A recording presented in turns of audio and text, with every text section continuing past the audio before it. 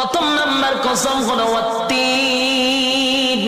তিন ফলের কসম আমি আল্লাহ করলাম। ওয়াজাইতুন, আল্লাহ বলেন জাইতুন ফলের কসম আমি করলাম। ওয়া তুর সিনিনা, সিনাই পর্বতের কসম করলাম। ওয়া হাযাল বালাদিল আমিন, আমি আল্লাহ পবিত্র মক্কা নগরীর কসম করলাম। কসম হইল কয়টা? চারটা কসম আমি আল্লাহ করছি। বান্দারে তরে বানাইতে গিয়া চারটা কসম করছি। কেন করলাম?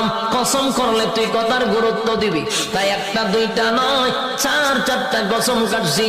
তোরে সুন্দর করে বানাইছি, তোরে সুন্দর করে বানাইছি, তোরে সুন্দর করে বানাইছি, তোরে সুন্দর করে বানাইছি। চারবার কসম করছে।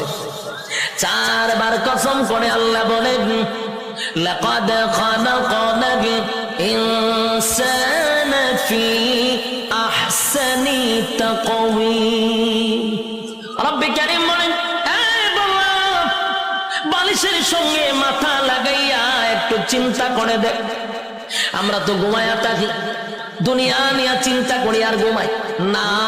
মাঝে মধ্যে একটু বালিশের সঙ্গে মাথা লাগাইয়া একটু চিন্তা করবেন আল্লাহর নিয়ামতের উপরে।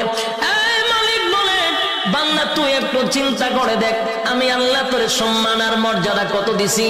বান্দারে, তোর সম্মানের চেয়ে বেশি কারো না।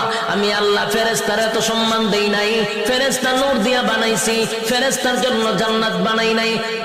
মানুষ, তোর জন্য জান্নাত বানাইছি, ফেরেশতার জন্য জান্নাত বানাই।